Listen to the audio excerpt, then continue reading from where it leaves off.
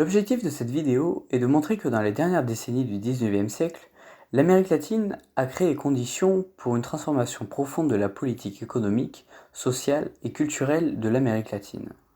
Donc on va avoir un processus de modernisation qui est incité par l'Europe et la révolution industrielle notamment. Pour résumer, ces transformations ont permis la consolidation des structures des États-nations, l'atténuement du caudillisme, un boom de l'économie d'exportation de matières premières, le développement des voies ferrées, ce qui a donc permis la mobilité sociale et territoriale. Sur le plan politique, il va y avoir une trêve dans la dispute entre les conservateurs et les libéraux, et rapidement on va avoir des réactions qui vont pousser ces régimes vers la crise. Bien sûr, cette modernisation n'a pas été homogène en Amérique latine. En Argentine, au Mexique, au Brésil ou au Chili, cette modernisation a permis de faire diminuer les rivalités politiques, les violences et a permis un développement économique, alors que même si ça ne sera pas le cas plus tard, en Amérique centrale, dans la zone des Andes et en Colombie ou au Venezuela, les violences continueront. Donc dans les pays où les violences liées au caudillisme se sont atténuées ou ont disparu, qu'est-ce qui s'est passé? Pour faire simple, les gouvernements ont réussi à imposer la loi sur une bonne partie de leur territoire, ils ont réussi à garantir une unité politique, c'est-à-dire à unifier la souveraineté et à obliger les caudillos à obéir à la loi. On va alors parler d'États modernes, avec des États qui ont le monopole légal de la violence, de la force, à travers les armées ou la police de sécurité et qui sont professionnels. À cela, on peut ajouter la création d'une administration fiscale et judiciaire, scolaire, nationale, qui sont les prémices pour collecter les impôts, faire justice, former les citoyens et construire une nation au travers des écoles. Par conséquent, les constitutions vont se perfectionner, devenant plus efficaces. Quant au commerce, la question à se poser maintenant, c'est pourquoi ce développement économique arrive-t-il à partir de la seconde moitié du XIXe et pas avant? Dans le cas de la révolution industrielle en Europe, les pays européens ont installé les conditions pour intégrer l'Amérique latine dans l'économie mondiale.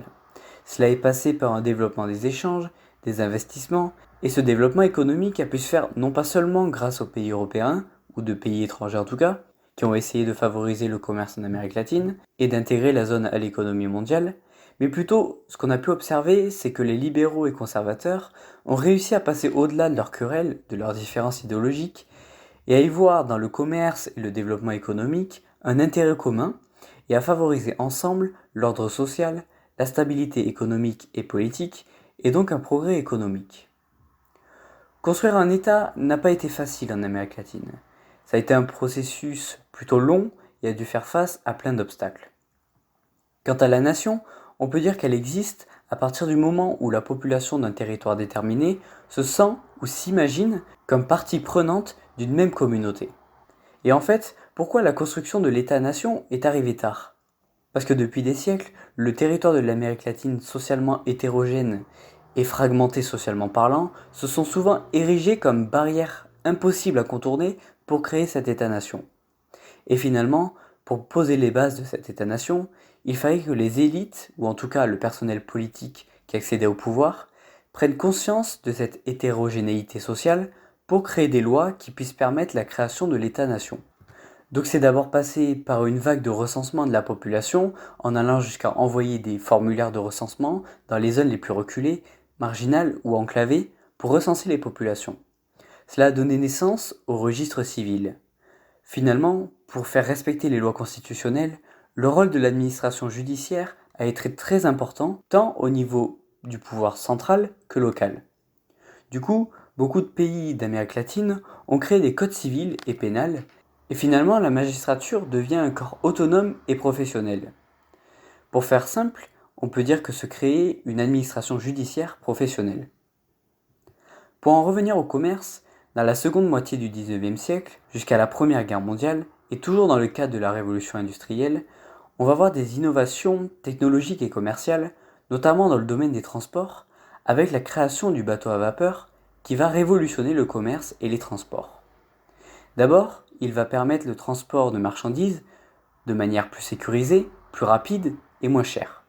Ensuite, il va permettre le développement du transport de personnes entre l'Amérique latine et l'Europe notamment, et donc favoriser les migrations.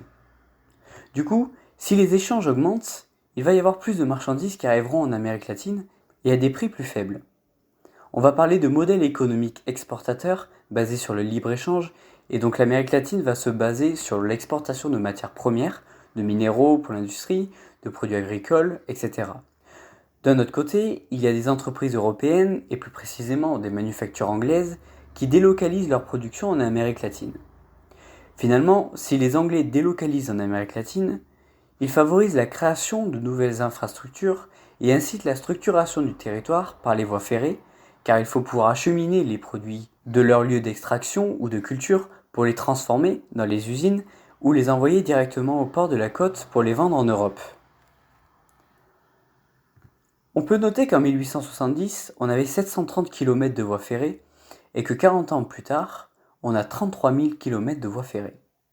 À ce propos, les gens sont assez divisés sur cette période, car il y en a qui voient un retour de la domination coloniale, ou en tout cas une domination étrangère, parce que ce nouveau commerce, même s'il intègre l'Amérique latine à l'économie mondiale, et qu'il y a des capitaux qui arrivent sur le continent, l'économie locale devient dépendante des puissances étrangères. D'autres personnes, au contraire, disent que ces capitaux qui entrent, ou cette intégration au commerce international, a permis une modernisation de l'Amérique latine et de sortir le territoire d'une production centrée sur l'autoconsommation et de consolider l'ordre constitutionnel libéral.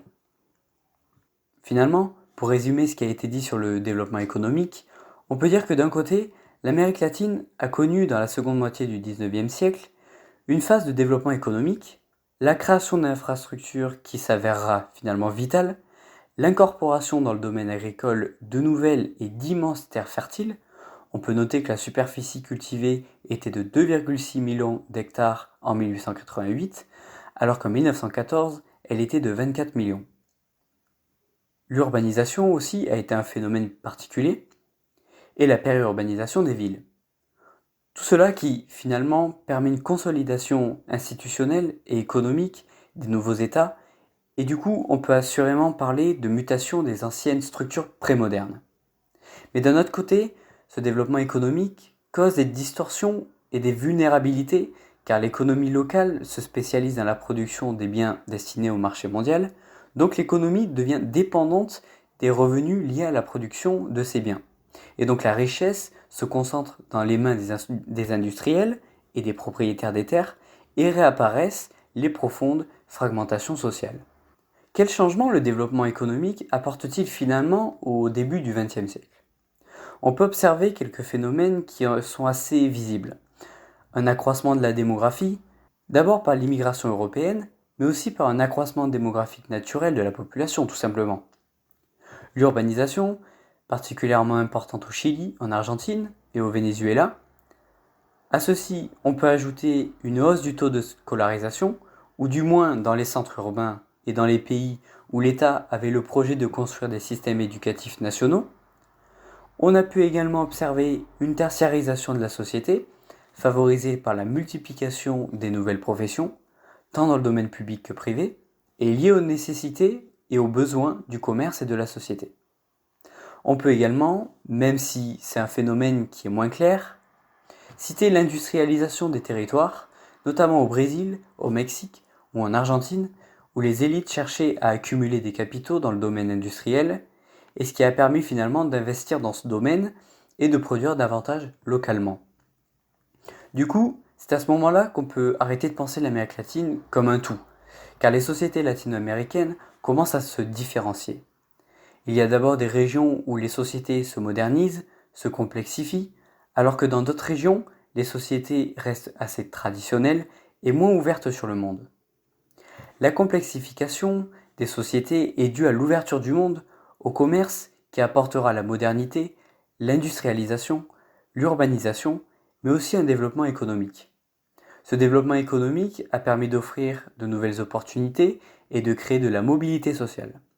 Cette complexification est aussi due à l'immigration, car permet un mélange des sociétés et casse finalement la hiérarchie sociale et dessine de nouvelles strates sociales. Pour terminer, pour parler des régimes politiques, on peut se demander s'ils sont oligarchiques. D'abord, on peut dire que la participation politique et économique du citoyen est relativement restreinte, car elle est concentrée dans les mains des élites. Les membres qui constituent cette élite constituent une oligarchie sociale, puisqu'elle est presque toujours blanche, et la société reste fragmentée sur des bases ethniques. La violence, la corruption, la fraude caractérisent les élections en Amérique latine, chose assez commune en Europe à cette époque. D'un autre côté, dire que ces régimes sont oligarchiques peut être démesuré, car la société se transforme.